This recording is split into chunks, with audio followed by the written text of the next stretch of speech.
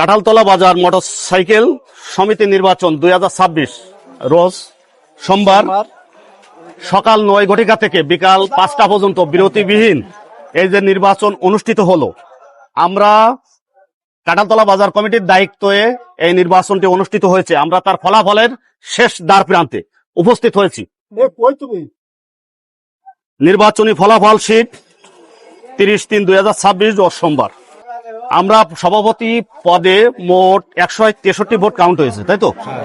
তার থেকে মোটরসাইকেল পেয়েছে 83 ভোট, প্রতিদ্বন্দ্বী ফুটবল পেয়েছেন 75 ভোট, আর নষ্ট হয়েছে 5টা।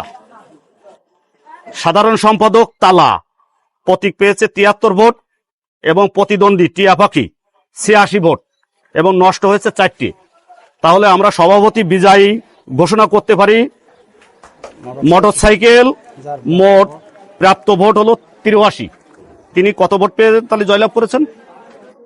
83-75, 8 ভোট পেয়ে জয়লাভ করেছেন আমাদের সভাপতি মোটরসাইকেল।